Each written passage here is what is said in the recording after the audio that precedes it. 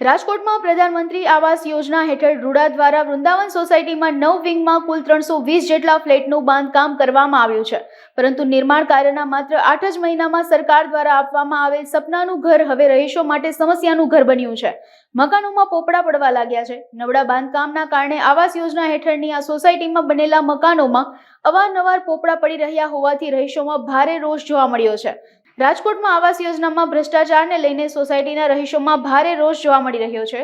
સોસાયટીના 320 ફ્લેટમાં 100 જેટલા પરિવાર રહે છે, ત્યારે રહીશો બિલ્ડિંગના જોઈન્ટમાંથી પથ્થરો પડવા, પોપડા પડવા, પાણીની સમસ્યા, ભેજ સહિતની સમસ્યાઓનો સામનો કરી રહ્યા છે.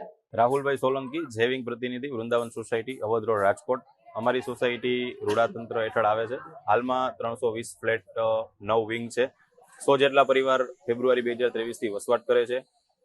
રૂડા દ્વારા અવધ કન્સ્ટ્રક્શન નામની કંપનીને 2 વર્ષ માટે અત્રેની સોસાયટી મેન્ટેન રાખવા માટે કોન્ટ્રાક્ટ આપવામાં આવેલો છે. જે કોન્ટ્રાક્ટ હેઠળ અમોએ ખાનગી રાહે તપાસ કરતા અને કાગળો મંગાવતા 30/7/2022 થી 30/7/2024 સુધીનો રૂડાને કોન્ટ્રાક્ટ આપવામાં આવેલો હતો.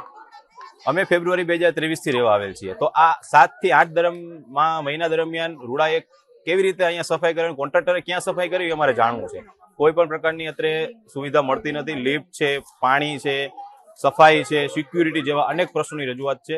જે રૂડા પણ કોઈ પણ પ્રકારની કામગીરી કરવામાં આવતી, કોન્ટ્રાક્ટ દ્વારા પણ કામગીરી કરવામાં આવતી નથી. બાંધકામ વિશે એવું છે કે 2-3 દિવસ પહેલા અનેક વિંગમાં પોપડાઓ પડેલ હતા અને એ પોપડા પડવા અંગેની જાણ રૂડાને કરેલ હતી. તો રૂડાએ કોન્ટ્રાક્ટરને જાણ કરેલી હતી અને કોન્ટ્રાક્ટરે એના કારીગરોને લઈને 1 થી 3 વચ્ચે જ્યારે કોઈ સોસાયટીમાં હાજર હતું નહીં તે દરમિયાન સમારકામ કરીને નીકળી ગયેલા હતા. અમે એ સમારકામ કરવા દીધેલ ન હતું, પરંતુ 1 થી 3 વચ્ચે અમે આડાવડા થયા હશું તે દરમિયાન તેઓ નીકળીને કરી ગયેલ હતા.